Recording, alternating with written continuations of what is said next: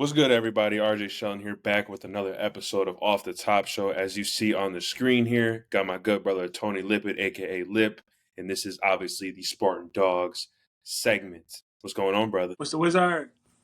Let's go ahead and hop right into it. There's no need to explain. We've been doing this for 2 years, so let's go ahead and get it cracking, which is crazy to think about. I was thinking about that the other day. I'm like, bro, we got some episodes now.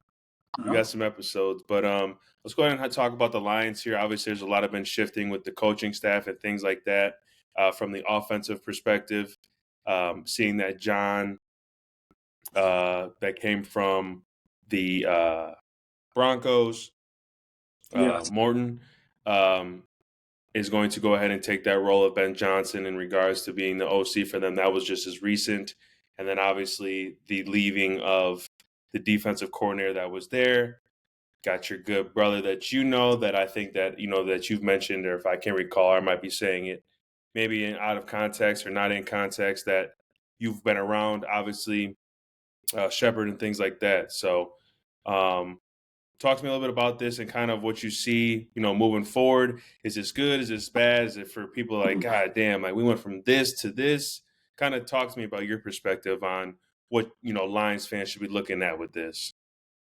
I would say first off, obviously Dan Campbell has put guys in place, to develop themselves as far as the coaches and the players. And we Right. see how that turned out. It was one of the top offenses in the league and one of the top defenses in the league with two newer offense coordinators and defense coordinators.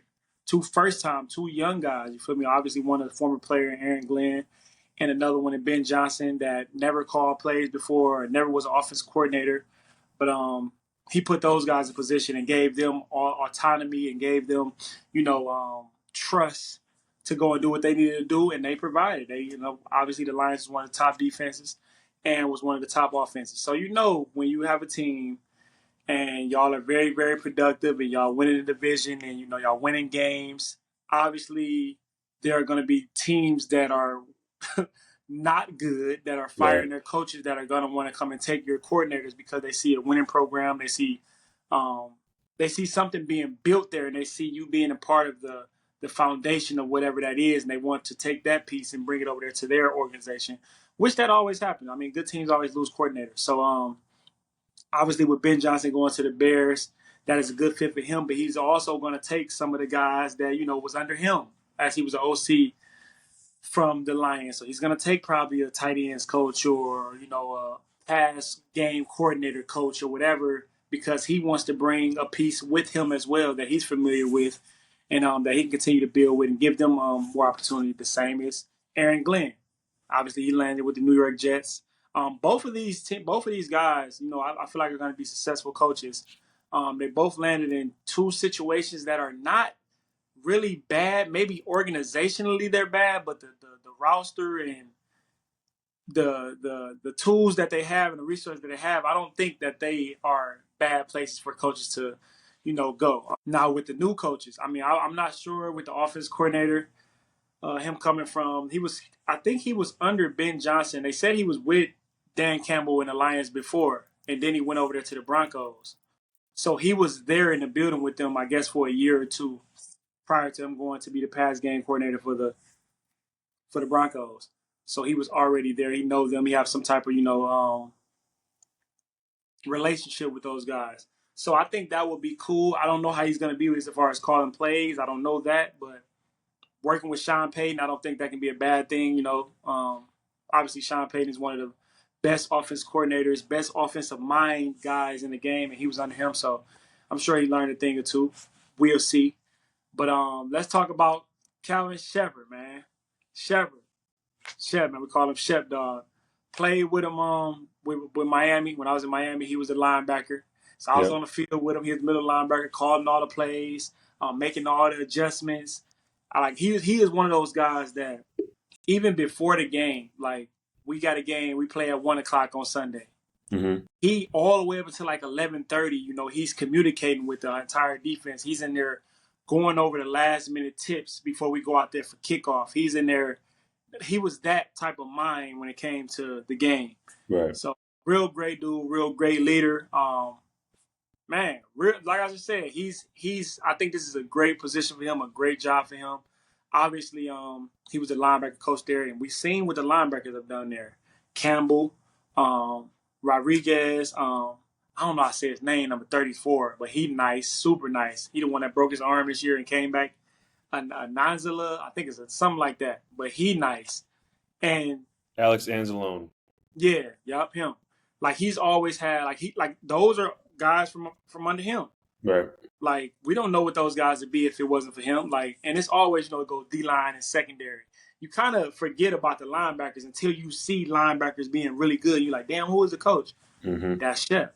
He has knowledge of the game. He brings the energy to the game, a passion, and he loves the game. Like I said, so this is a great opportunity for him to start his campaign and becoming a head coach, becoming one of the best defense coordinators in the game.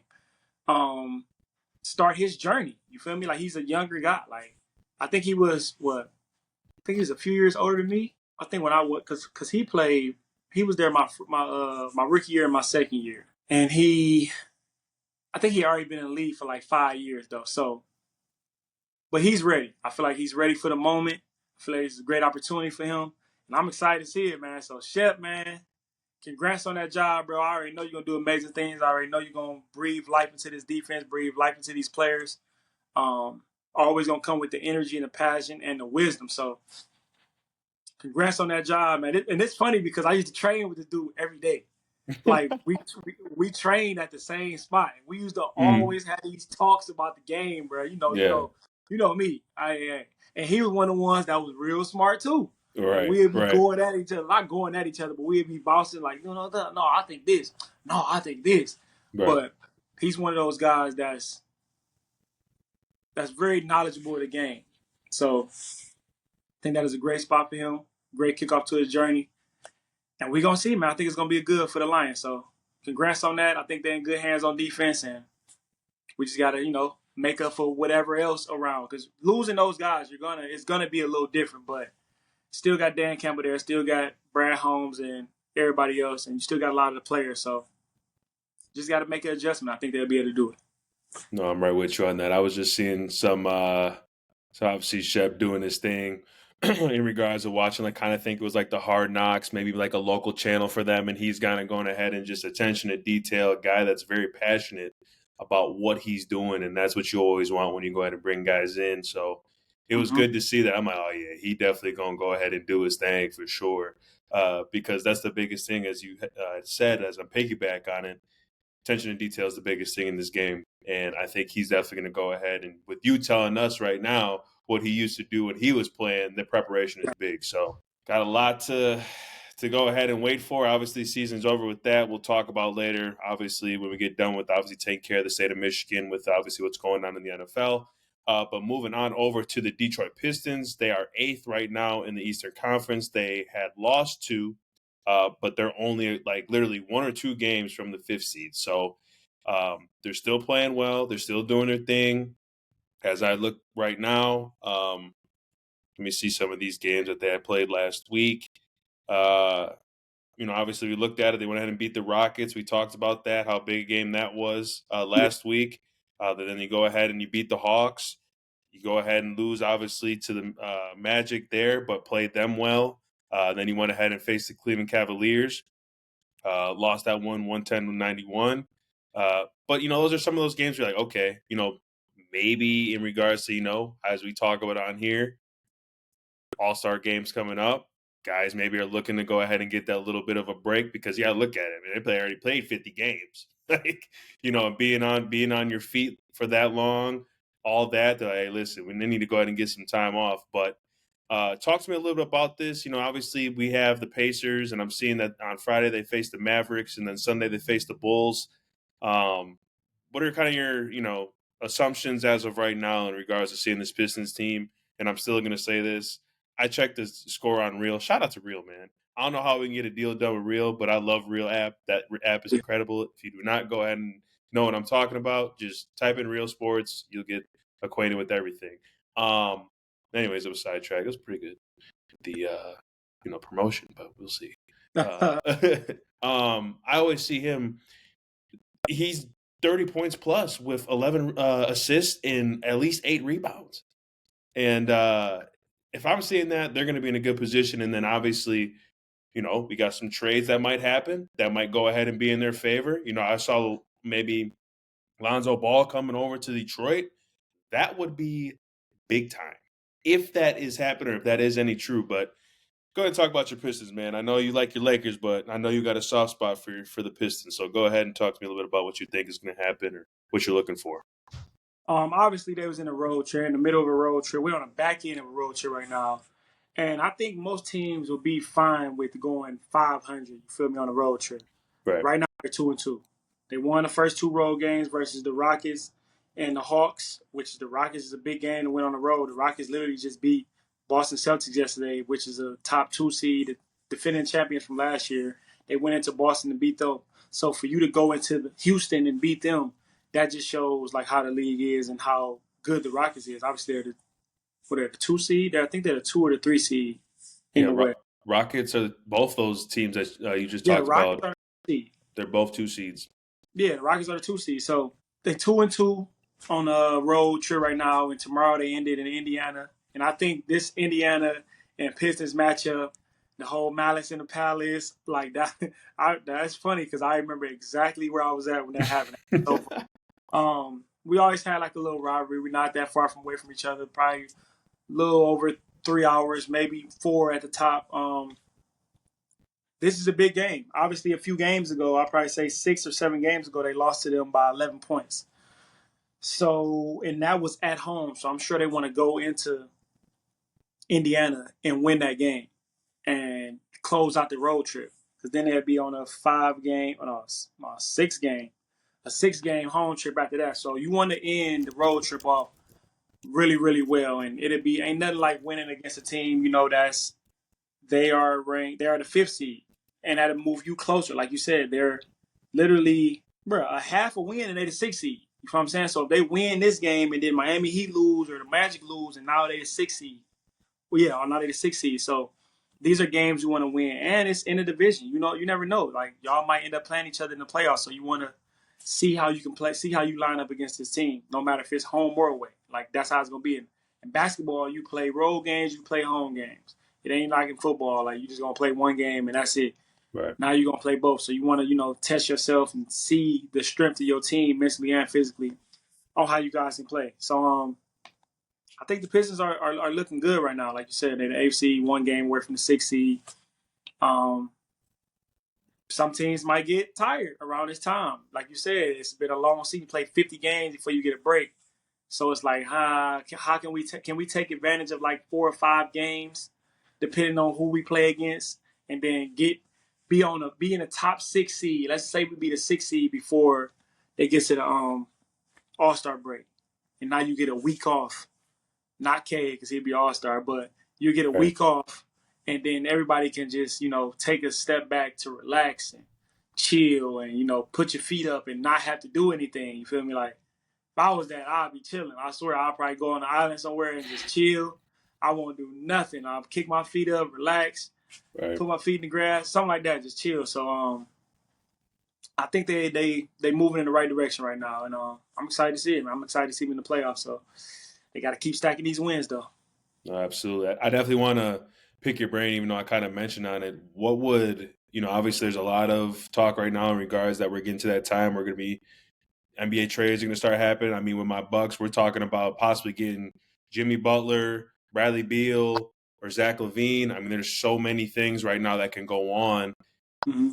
What would kind of be an ideal, situation that you would think would be a legitimate move or something that down the line that would be like, hey, like, players are looking at Detroit like, hey, they got a ball club and they play feisty. Like what I've been seeing through just like Twitter, everything, like when they play, like they're starting to remind me a little bit of the Pistons, the bad boys. Like, hey, listen, we're here to play. Like, we're not scared of nothing that you guys got going on.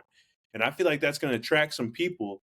Kind of talk to me a little bit about like where you think that's going to go ahead and possibly help now or maybe help in the future, or what are you thinking about that?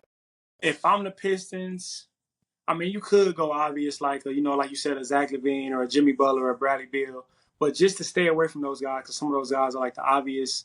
Mm-hmm. Maybe they can fit, maybe they can't fit. I think Jimmy Butler would be a fit, but who knows if Jimmy Butler want to play there, and who knows if he can come in and mess up the whole dynamic of the team, whatever that is. But I think they should go after. There's two guys I think they should go after that are really fit with this team, and I think will really bring value to this team. They might can get both of them, but I would say Cam Johnson from the Nets, the Yeah. shooter, 6'8" shooter. He can spread the floor. He can put the ball on the ground and go attack the basket. He's not terrible on defense. He's a rangy guy. You feel me? He's another sharp shooter that can start, play on both ends of the court. And I think he'll fit right in with what they got going on. And another one, this low key, I think he hurt right now, but I'm sure he'll be back in a second. Herb Jones from the Pelicans. Yeah. That defender, that guy, you brung him in and put him next to Cade, put him next to Duran, you feel me? Put him next to Malik Beasley. Just have him be that Vando type guy, that Dennis Smith type of guy, that Marcus Smart type of guy on the defensive end. And he can shoot corner threes, and and he's very athletic and young as well. So I think that'll be a good spot where he can go in and get paid. He can be like the Lou Dort. Yeah. Taller than those guys as well. And I think he got votes for damn near like first team or second team all NBA on defense. So if you can add that guy to the Pistons, I think he fits right in with what they want to do and how they want to play. And I don't think he'll cost that much as well, as far as like giving away assets or something like that. So I think that is the two low key moves that I think that they should be targeting to make for sure. That'll definitely put them over a hump in the playoffs. I'm looking forward to playoffs and then the future because those, like I said, Cam Johnson and Herb Jones, they are both younger guys, so they can probably be there with them with Cade for the next 5-6 years. You feel me? And they can build something together. So that's some low key moves that I think they should entertain for sure. No, I like that 100%, man. Jeez, GM's in the building. You love to see it. Moving on over to Michigan State. Obviously, we're playing very well right now. We went ahead, as I'm seeing right now, we're number 1 in the Big Ten. We got a big one this week against Minnesota. Minnesota came off a couple big wins. 7th in the country right now. I mean, I couldn't tell you the last time an Izzo team that I recall. I mean, there was a lot of teams that have been top 10, but, last year really wasn't crazy. I'm thinking of when we were at this point, it was like the Cassius Winston type years and things like that. We got to get this dub this week. I mean, we play USC on Saturday, then we got UCLA next week, but we're looking good, man. Talk to me a little bit about this in regards to, you saw the game against Illinois. They beat Rutgers, obviously, last weekend. That was a nice little one in the Madison Square Garden, going there and taking care of business, winning by double digits. Talk to me about this. A lot of young talent, too, that's balling. Man, shout out to their bench.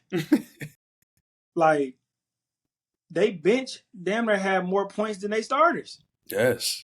Literally, like, they bench was leading the team in scoring. You had Richardson with 20 points, 6 for 9, 3 for 4 from the three-point line, and 5 for 5 from the free throw line. So that tells me he's active. He's not just shooting threes. He's getting to the basket. He's and one, and he's slashing. He's cutting. Obviously, I'm sure he has his dad's athleticism.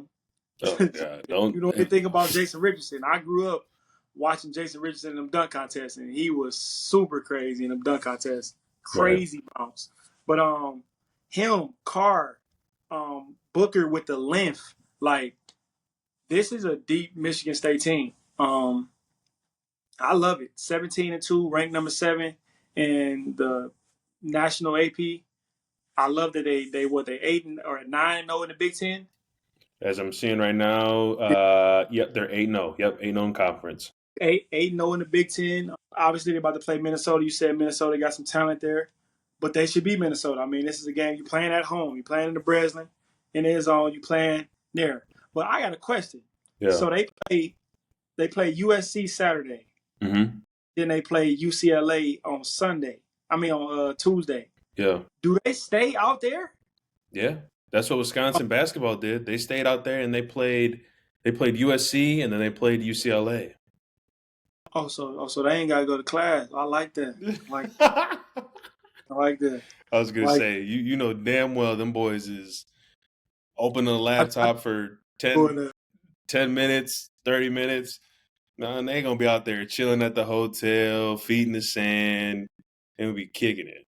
nah, but they look good, man. They look like a deep team. Obviously they always, Izzo teams are always well coached. He has a knowledge of the game that it's been there for a long, long time. Like I said, it's been 25 years since they won it all. Let's go get it, man. But you got to take care of the games you need to take care of.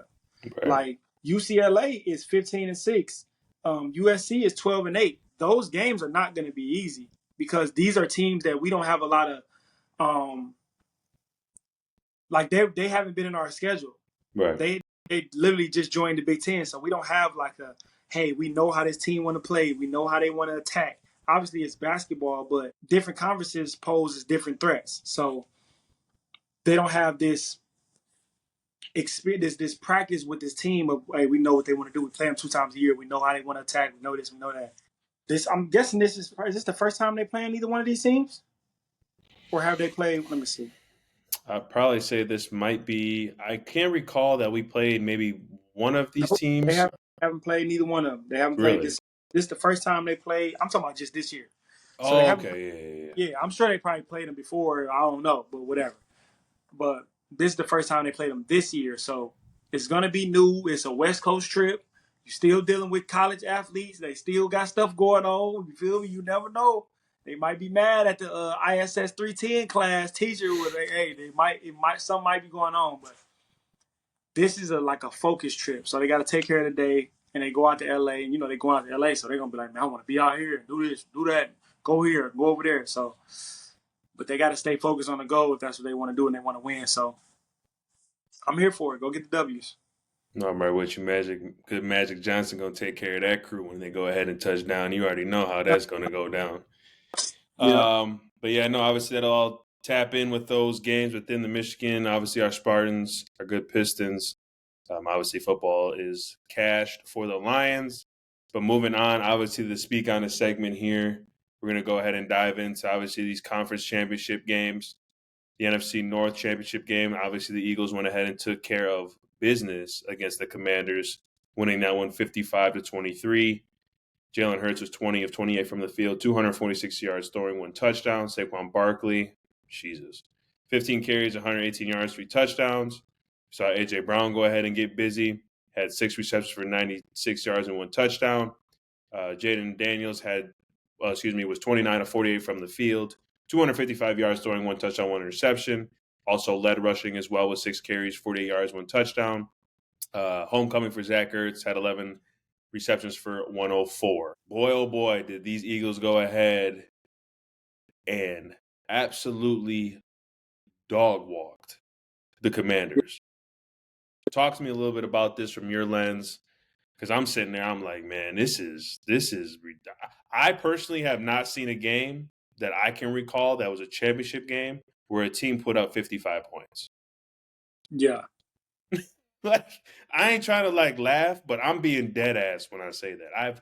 I have not ever in a long time seen a championship game in a dominant performance by the Eagles. 55 points. I remember seeing this was the Super Bowl. I think it was Super Bowl. It was in 2002. It was the Raiders versus the Buccaneers. Do you remember that one? This was Rich Gannon, Gardner in the backfield, Bill Romanowski, Charles Woodson, Rod Woodson, Jerry Rice, Tim Brown. Oh, yeah. I remember, but I don't remember the score. It was a whole lot to a little. I think the score was I think they put up 48, 49 points. Yeah. It was 48 to 21 or something, but it was a huge blowout. It was pick six. What was it, Dwight Smith? I think he won a Super Bowl MVP. He had 2 pick sixes in the game. Derek Bruce had a pick. Rondé Barber had a pick. Bro, it was picks everywhere, bro. Everybody was getting picked. It was crazy, bro. So I seen a game where it was a blowout. Now let's go back to this Eagles Washington game. Washington actually had a very great drive, opening game drive. when they came out. Obviously, it was like a 7-8 minute drive. They converted on third down a few times. They converted on fourth down a couple times, and then they ended up kicking the field goal. Then the next play, first Eagles offensive play, Saquon Barkley take the ball 60 yards, spin, juke, cut back. I'm gone. He's super special. I've been saying this, you cannot turn the ball over in the playoffs, bro. On the road. You can't turn it over at home either, but you cannot turn the ball over on the road. And obviously some of them was takeaways. They punched the ball out, getting stripped. But you have to understand, this is the playoffs. Every time you touch the ball is the main thing. They trying to get the ball out. Right. And obviously we know the Eagles defense is a ball hawking defense, is a 3-level defense. They got an all-pro linebacker. They got an all-pro defensive tackle. They got, obviously, all-pro, Pro Bowl, Darius Slay. You got C.J. Gardner-Johnson on the back end with him. You got the 2 rookies that's playing exceptional football right now. They turn the ball over. They're competing. Like, this defense is hunting, so they're hunting. You have to protect the ball. You can't be getting the ball knocked out. You can't be getting the ball pushed out. You can't be fumbling on kickoff return right before the half. The Eagles literally scored. They kicked the ball off to you guys with a minute and some change left. You fumble. They score again. Now they up by 2 touchdowns. They get the ball back coming out of halftime. Now, they didn't score on that first drive coming out of halftime, but it's still the point. Like, bro, they get the ball back. You walking into that locker room like, damn, we just gave up another touchdown and they get the ball back. That's a 3-score, you feel me? That's a 3-score sequence right there. And you didn't score at all. And you turned over the ball. You can't do that. Like, it's football, bro. Like, this is playoff football. You have to take care of the ball. The Eagles just came out and did what the Eagles do. I mean, like I said, I was talking to Lane yesterday. I was telling him, like, bro, shout out to Jeremy Langford, man. Yeah. Shout out to the man. You don't know who that is. That guy right there was probably one of the most craziest running backs I've ever seen in my life with my 2 eyes in college. But shout out to him, man. Yeah, he was nice for sure. But I was telling him, like, bro, Saquon Barkley has always dominated Washington. If you go back and look, bro, I'm about to look right now. I've literally watched him run for 200 yards on Washington in 2018 in Washington. And then I watched him ball out against him at home in New York the same time. Like, he's always did his thing versus Washington. Like, he's always had these games where he's scoring multiple touchdowns, breaking runs for 60 yards, 50 yards. He's always done that his whole career. So let me tell you a crazy stat. Go ahead. Because you said about obviously Saquon, Redskins, Commanders. He's averaged 10 yards every time he's touched the ball. Against Washington, right? Bro, exactly, bro. That's why 10 yards, bro. I watched it with my own 2. I watched him break a run for 80 yards. This is the average out of all the times that he's ever played them. 99.1 yards, 18.1 attempts, 5.5 like per carry, and 0.7 for touchdown, but receiving 38.4. Excuse me, not 10, but it was dramatic. But he's averaged at least 5.5 yards a carry. Like, he goes off on them every time. Yes, and that's what I'm saying. I was telling him, like, bro, he is a game changer. Like, yeah, bro, the Eagles always had a pretty good running game. They had Swift last year. He damn near ran for, like, I think 1,400 yards last year. But he ain't Saquon Barkley. They had Miles Sanders in the Super Bowl, remember? Yep. He was the leading rusher in the NFL that year. He fumbled the first play of the game, and they took him out the whole game. So if Saquon Barkley fumbled the first play of the game, you think they're going to take him out? You think they're going to give him the ball again? They're going to give it to him 20 times. Exactly, bro. And I don't think he's going to fumble, but I'm just saying, like, right. He's a different type of weapon. Like, those guys are pretty good, bro. I'm not taking nothing away from Swift or Miles Sanders. They cool. They did what they did. But Saquon Barkley is one of the best running backs we've seen, period.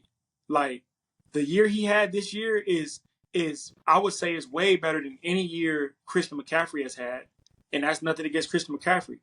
But this is a running back right here. And obviously he has his offensive line. and he has the receivers on the outside, and he has the quarterback ability to run the ball as well. So all of these things is working for him, but he's taking it to another level. It's like I'm okay. I'm not. This is not the same type of. This is not the same type of comparison, but it's effective in what I'm about to say. It's like when Golden State added KD. No, like that's very accurate. Good team. Philly was a good team all around. They got wide receivers, all pros over there. Both of them guys making $25, $30 million a year. You got offensive line that's damn near, I think 3 or 4 of them all pro. You got a top defense. You feel me?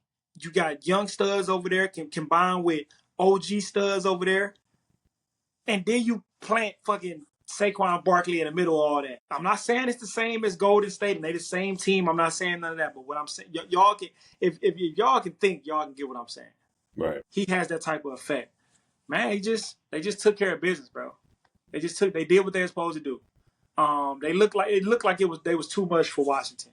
And maybe they were. Maybe Washington, I'm sure Washington walked away from this game like, man, we cool anyway, man. If we lost, it don't matter how we lost, man. We got some experience. We won regardless. You feel me? Like, so they walk away from this game like, man, we got our fan base back. They gonna be even more. I'm telling you, Washington ticket sales and all of that shit gonna go up crazy next year because of Jaden Daniels and because of what people have seen this year and them going to the NFC Championship in the first year with new people in the office, with new coach and a new quarterback. Like, how often have we ever really seen that happen? No. A team have new ownership, new coach, and a new quarterback, a rookie quarterback at that, and they go to the NFC Championship that same year? I don't know if we ever seen that. I might be throwing out there something new. Maybe. Who knows? I don't be knowing shit, but whatever. Like I said, Philly was just too much. They was too much. You can't go into Philly and turn the ball over. You're already playing against the crowd. You experienced that yourself. Them boys crazy in Philly. They nuts.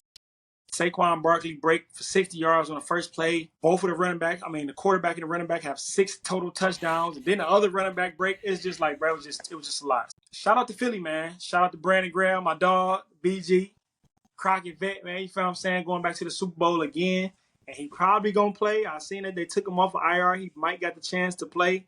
I think he tore his tricep or tore his bicep or something like that early in the season. So he's been out for damn near since like, I think October and November, one of those.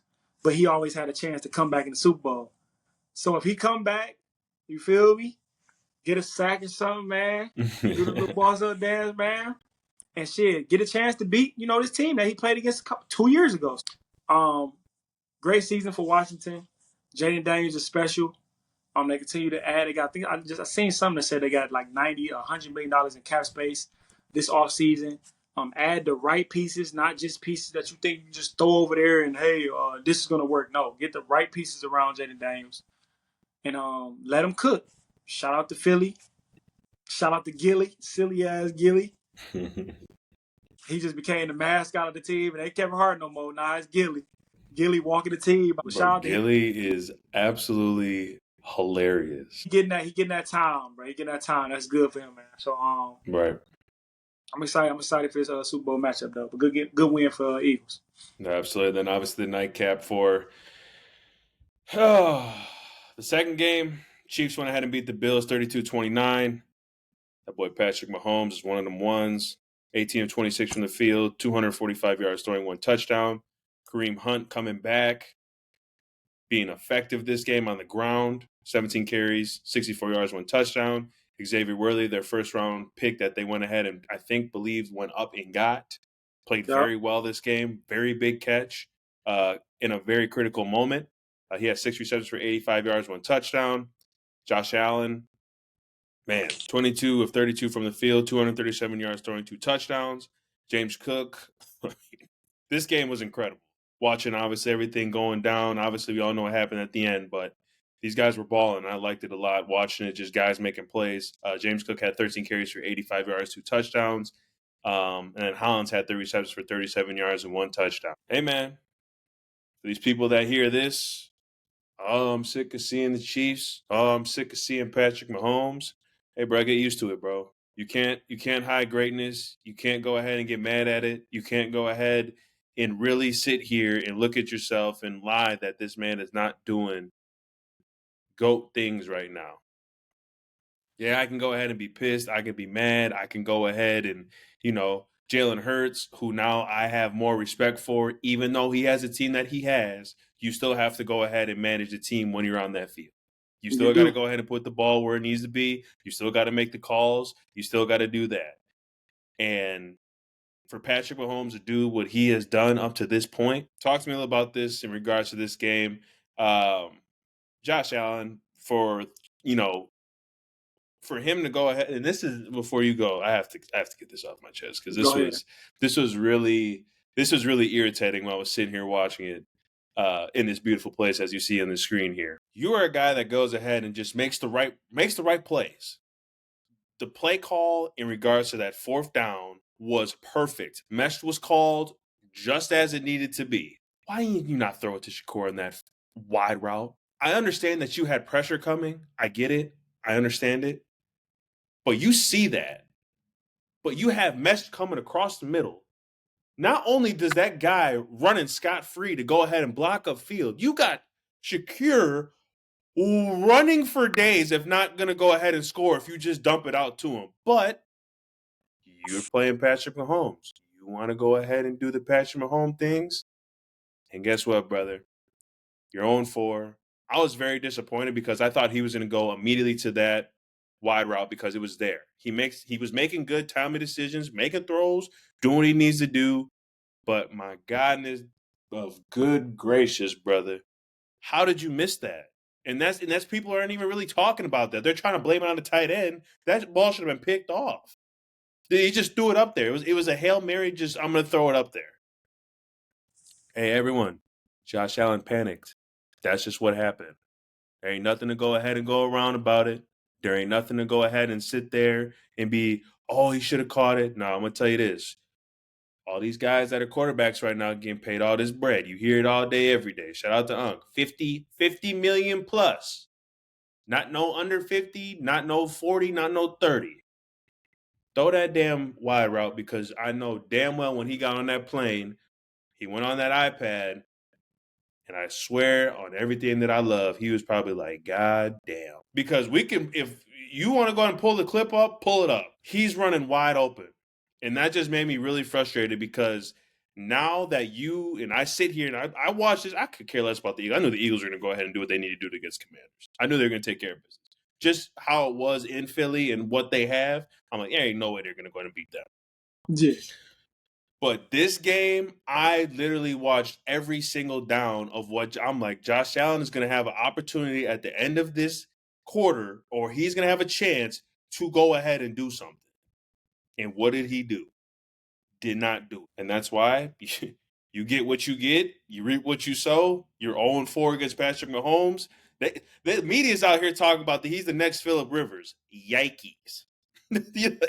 You get compared to Phillip Rivers? Come on, brother. And the sad part is, man, is that it's already like that. And I'm sick to say it. But go ahead and talk about that. I go on my spiel on that. And I don't want to hear about the first down. I don't want to hear the refs. I don't want to hear none of that shit. I'm sick and tired of the excuses upon excuses when you're the one that the center hikes the ball to you for you to make a play. I'm done. Okay. Talk to me a little bit about this game in regards to what you saw, because that shit had me hot. All right. It's funny because I'm literally on TV. They just showing that play right here. So it was, what was it, 4th and 5? 4th and 5, yes. 4th and 5. They started off in the empty set. You have to understand that they're going to bring some type of pressure on you. They're not just going to let you sit back in the pocket and fucking play. As I'm looking at this play, the corner that blitzed, he's cut down by the receiver. The receiver's in a cut split. I think it's the running. First off, there's a running back out there at the X. He's by himself in the cut split at the X. So, I mean, I know this play. They're running that play. Like, they know the play that they're calling in the huddle. They know, okay, so it's some type of zone blitz because there's no way my number one corner is going to be lined up on a running back if it's a pass play. I mean, if it's if it's man coverage. Right. Man. So now I know, okay, some type of zone pressure. You know, another thing that would tip me off if I'm the quarterback, the running back that got the cut split, he already in the cut split. The corner is lined up, head up to inside of him. He has a cut split. And the running back, I mean, the corner is still head up to inside of him. That would alert me too. Why the fuck is he inside? He might be coming. This safety is keep shifting over there. He kind of shifting. He's trying to hide it, but he's shifting over there. I have to know that, bro. This is a potential that he come. You got to be able to feel that this corner, he looking at you, bro. When the corner's about to blitz, they either act like they locked in on him or they keep looking in. You feel me? They looking in. And if I'm head up the inside, I'm literally clearing my lane to blitz, because if I'm outside leverage, I would have to damn near run into him when he come off the line to blitz. But I want it to be a clear blitz. That's why I'm head up the inside. Josh Allen has to recognize that. They have ran this play plenty of times. And they threw it to Shakir. I seen something that it was like, bro, this is a play they run commonly. So you have to know it's his own pressure. First off, you roll out right into the damn blitz. You should know that they're blitzing. So if they're blitzing quick, there's going to be zone back here. I'm going to quickly throw it. Like you said, throw it to Shakir. There was a line. I mean, there was a defensive tackle right there that dropped back in that, you feel me, that area. It was just him and a defensive tackle. You should just take a step back. Okay, I noticed the blitz right here, and I'm just turning and throwing right here. I go with that other than just throw that bitch up in the middle of the field. Because you throwing it up in the middle of the field, bro, that's asking for a disaster. Just throw it right here, and now you one-on-one with whoever over there. It could have been a corner. Now I'm one-on-one with 4-5 yards, and it's space between me and you, and nice sideline tackle for the first down for the game, basically. So he has to notice that. He definitely screwed up with that. Like you said, he definitely got on the plane and was like, man, I should have just went here. You feel me? He wasn't saying nothing else. Like, I just should have made a better throw. No, he's saying, bro, I should have just threw it to Shakur or Shakir or whatever. That's that. Now let's break down the game. Obviously, the game was very tight. The time possession, the yardage, first downs. I mean, I think the Chiefs had a turnover. They fumbled the snap or something like that, and they turned the ball over in their own territory, but it was only one. You still don't want to have turnovers, but that was the only turnover. Obviously, they fumbled a couple times on the what was it, the tush push? They kept calling the tush push. They fumbled a couple times. I think a couple of them was on 2-point conversion, and one of them was on another play where he jumped over and they kind of whatever. So I understand that, but it was only one turnover in the game. How do you beat Patrick Mahomes? Like, I was just thinking that, I'm just like, bro, there's no way to beat him. Like, you can't say, hey, we're going to play man coverage and rush the passer. Hey, we're going to, run the ball pretty well and do this thing, and we're going to dominate the run game and dominate the time possession, because, like I said, Patrick Mahomes is one of the best, other than, like, I feel like Tom Brady, Patrick Mahomes, and Peyton Manning, because these are the guys that I watched, and I've seen, like, a lot of those guys playing quarterback. They are the best ever at series-to-series adjustment within the game. And I don't think that comes from the quarterback. I mean, from the coach. I think that comes from them just being a fucking hellified, talented quarterback, knowing that they have to adjust too. Of course, the coach is going to tell you to do different things, and we have to do this and do that, but they ain't playing. They ain't making the decisions for you, bro. They're not making the decisions for you. They're just calling the plays or whatever. So how do you beat Mahomes, bro? Like, how do you beat him? Like, I'm not saying he's unbeatable, but shit. When it get tough, some motherfuckers' palms get sweaty, boy. They just get to doing uncharacteristic shit and just like, wow. But obviously it was a good game. I'm not gonna say nobody choked. I don't think Josh Allen choked. I just think if Lamar Jackson had the ball with 3 minutes and 33 seconds left, with 3 timeouts and a 2-minute warning, down by 3 on the 30-yard line, I just think he gets points out of that drive. That's what I think. I mean, that is what I think. Right with you as well. That's what I think. Like, that is the That's the drive, right? First of all, that is a perfect drive. Like you ain't gotta pass the ball out there. You can run your whole offense. Right. Everything is available for you right there, and all you need is 3 points to tie the game, or you can go and win it. But I remember people was just telling me last week that if the Ravens would have, if Andrews would have caught that 2-point conversion and it's tie game with 90 seconds left, I remember people just telling me that Josh Allen would have drove down there and scored or drove down there and kicked the field goal. People were literally just telling me that. They were just saying, well, it was 90 seconds on the clock. I believe that Josh Allen would have drove the ball down there.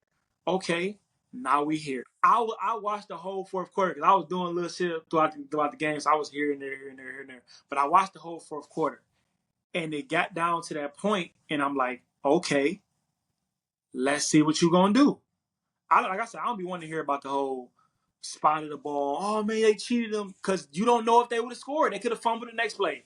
Exactly. People like, oh, well, they was going to score. Yeah, or they could have threw a pick six. So it's like, bro, I don't want to hear that woulda, coulda, shoulda shit. Obviously, you see what happens. What happens is what was going to happen. So I just think Josh Allen had the time. He had the perfect. I really think Lamar Jackson would have fucking scored. I really think Lamar Jackson would have scored. With Lamar Jackson, Bateman, likely Zay Flowers, because I think Zay Flowers would have probably played this week if the Ravens won, but the Ravens didn't win, whatever. Derrick Henry, Justice Hill, Andrews, because whatever. I think Lamar Jackson would have fucking scored at least a field goal, or if not a touchdown. Because we watched him drive the ball down on them and score, and then throw a pass that should have been completed on the 2-point conversion, and the dude dropped it. This was the perfect time for Dog to put on his big boy pants and show why he's the MVP of the league. And what he do? He got you 17 yards. 17 yards. 17. What is that? And I don't see it. I tell you, boy. This media boy, I feel bad for Josh Allen. I feel bad. Oh my God. I know he's hurt. I feel bad for the Bills. Man, kick rocks with that bullshit, bro. I ain't trying to hear that. He had his opportunity to go be great. He had his opportunity to drive the ball all the way down there and take the whole clock out. But the Chiefs don't even have to touch the ball back. 3 minutes and 30 seconds, you can use all that time. All that time to get down there and get on the 1 yard line or 2 yard line with 5 seconds left and run a tush push or whatever fucking play you're going to call and score a touchdown and do a walk-off win. But what you do, you get 17 yards. Turnovers on down. Sometimes the moment be a little too big for some people. That's what I'm going to say. Sometimes the moment get a little too big for people. And I seen a little clip. It was some little clip on Twitter.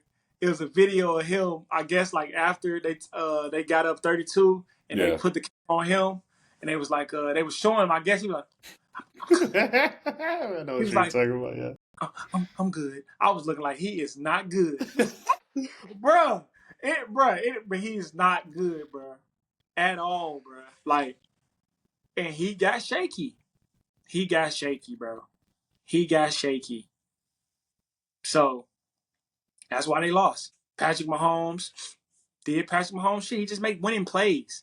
You don't have to throw for 300, 400 yards and 5 touchdowns. You do that when you do that. Patrick Mahomes is the best at making winning plays, winning throws, winning runs, winning decisions. That's the main thing right there. Winning decisions. He's the best at that shit, bro. And yeah, you can say Andy Reid, but it's Patrick Mahomes. The same credit y'all be wanting to take away from fucking Bill Belichick and you know, Tom Brady, that whole little thing, oh, it was Bill, all it was Tom. Hey, bro, it's Patrick.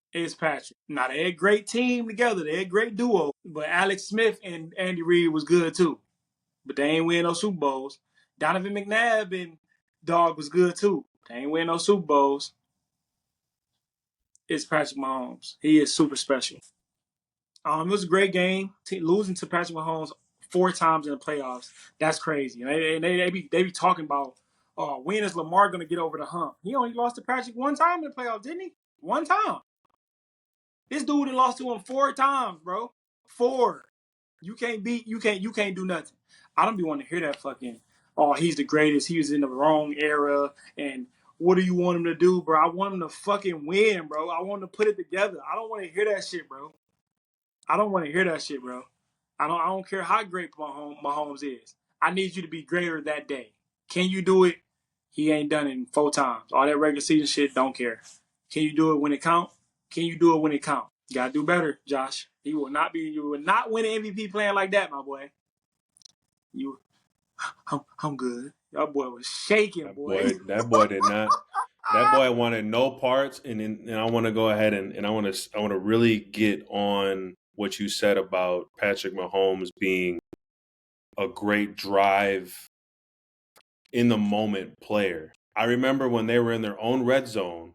I think it might have been 30 yards out. Might have been like in the first half. He didn't like what he looked and just called a timeout and regathered and came over, went ahead and talked about it, and then scored. I think it was that player the next play. That is a guy that is a game player. Jesus, a playmaker. That's playmaker type stuff. That's knowing what to do in every situation to where that, hey, no, we're going to come out with points with this because he's been in so many moments in his career. He knows the game.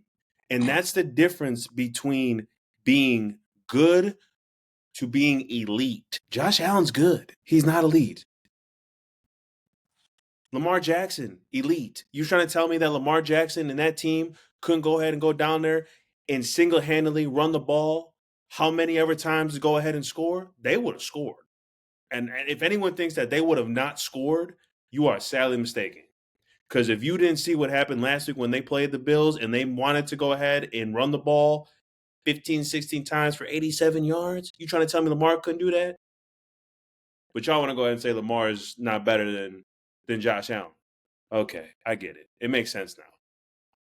So you're telling me that you want to go ahead and if, say, for instance, that you had Lamar Jackson on your team, that he wouldn't have went ahead and willed himself to go ahead and score for an organization. Because if you go ahead and put that man in there in that situation, you're coming out with points. It's either a tie ball game or a touchdown. And to be honest with you, I double down on the touchdown. So it's crazy. I just think it's insane that that's really how he went out. He went out on trying to be Patrick Mahomes storyline, throwing it up. Someone makes a spectacular grab, but the thing is, that's not even Patrick Mahomes. Patrick Mahomes gets the job done and just makes the right reads. You ain't even make the right read. He's just gonna throw it to P. Ryan and let P. Ryan go run for 10 yards on the first down in the game. He's just gonna make the right decision. Josh Allen's last drive equaled 17 yards. And one of them was on a scramble. I think he scrambled for like 5 yards and threw like a little 12-yard pass, whatever it is. That's his last drive. Josh Allen's last drive of the season was 17 yards, turnover on downs, lost the game. Lamar Jackson's last drive was 4 plays, 88 yards, without Zay Flowers, without Derrick Henry on the field, without Rashad Bateman on the field, and he scored a touchdown. And then threw the 2-point conversion to tie the game, and Andrews dropped the ball. 88 yards without Zay Flowers, Bateman, and King Henry on the field. One is special, and one is he cool. Josh Allen cool. But I like his game. I just think Lamar Jackson wins that game in Arrowhead if he has the ball back down by 3 with 3 minutes and 33 seconds left and 3 timeouts and a 2-minute warning. I just think he finds a way to win that game. That's just me, though. That's just me. And well, I'll tell you this, man, Patrick Mahomes is 17-3 when it comes to playoffs. Let me say that one more time. 17-3. Ooh-wee. And from 2023, he is 1, 2, 3, 4, 5, 6, 7, 8, 9, 9-0. He's 9-0 since 2023 when it comes to those games. 22, didn't they 22? 22, well, they lost in 22 to the Bengals. That's when Joe Burrow got him. Hold on, so 23 they won. Well, that was the 22 season, but they won in against the Eagles. Okay. Yep. I mean, you just got to go ahead and whatever you want to say, guy's a winner. One of them ones. Like, and to go ahead and roll into it, obviously we got our Super Bowl matchup. That isn't this week, but the next week. We'll have some things about that to say. We'll probably go live if I'm, hopefully there all together. Anyways,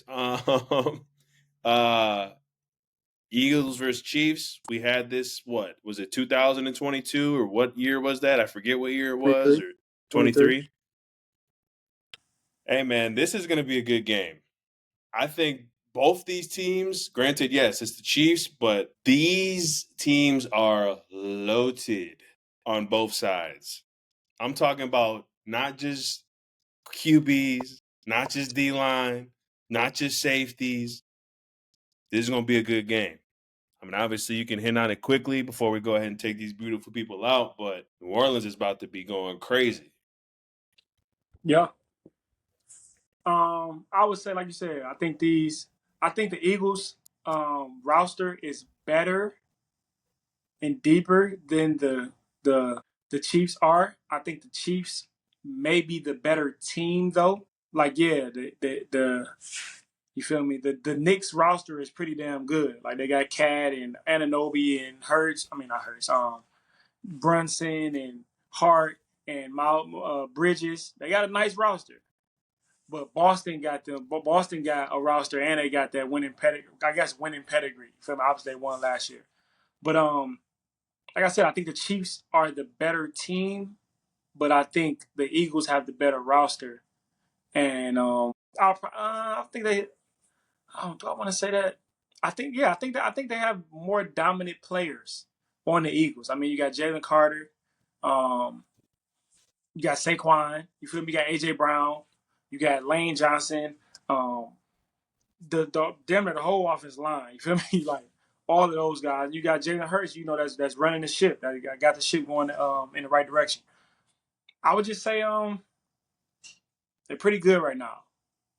Pretty good right now. They're playing at a high level. Obviously, this is a Super Bowl rematch of 2 years ago. But hey, you just got to beat Patrick Mahomes, bro. You got to do it. You got to show people that you can do it.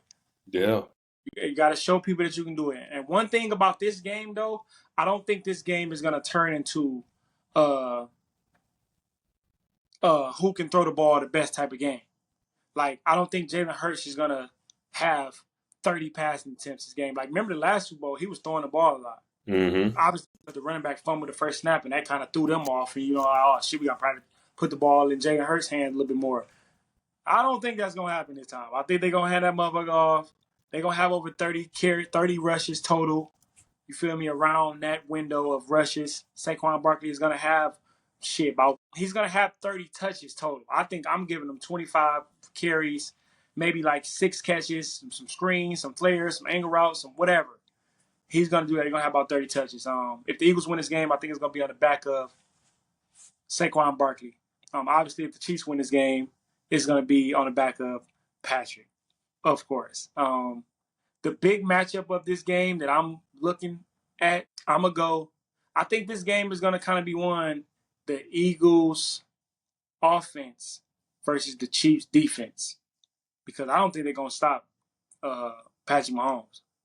Now, if they stop him, that'd be a shocker because I ain't never seen nobody stop him. But I don't think they're going to be able to stop him. Like, he going to do what he do. But the matchup of this game is going to be the Eagles offense versus the Chiefs defense. I think that is going to be like, okay, a big factor on who's going to win, because that's how the Eagles going to have to score points. Are they going to be able to stop the run? Are they going to be able to stop AJ Brown and Smith? Are they going to be able to, I'm sure obviously it's in 2 weeks, so Jalen Hurts will be a lot more healthier. So he's going to be able to run the ball more and more and more. Are they going to be able to stop them? And I think that's the key matchup. So Chiefs defense got a lot, but I know they're prepared. They call the right plays at the right time. They've been in this moment. 5, 6 times, if that. I mean, what is his fifth? Is this his 5th Super Bowl? Yeah. This is his 5th one, bro. Yeah. He won 3, lost 1 to Tampa Bay. This is 5th one. This is his 5th Super Bowl. So these guys have been in Super Bowl 5 times. This is damn near they home. They know what it feels like. They know how the week gonna go. They know the travel. They know what they gonna do and what not to do. Like, this is another week to them. And I'm not saying like this is not another week to the Eagles, because the Eagles have been to 3 Super Bowls as well in the last 10 years. The last 10 years. They only been to 5 Super Bowls ever, but in the last 10 years they've been to 3. Shout out to Nick Sirianni too, because they was giving him hell for the last couple of years, but all he's done was take his teams to the Super Bowl. Shout out to him. I'm excited to see this game, man. I'm excited to see New Orleans gonna be rocking. I'm excited to see it, and it's gonna be a game. And was it still called a Superdome? Yep, I think so. It's gonna be a game in the Superdome, man. Excited to see it, man. All right, with you. Hey, Kellen Moore, brother, let's see what you got, because you're going to have to go ahead and call the game of your life when that day comes. So, but with that, everyone, you guys have a wonderful week, wonderful weekend. Appreciate you tuning in. My good brother, T-Lip, a.k.a. Tony Lippett. My good brother, take us out. Drink y'all some water, man. Take care of yourself. And, yeah, let's get it. We'll see you soon. Peace out.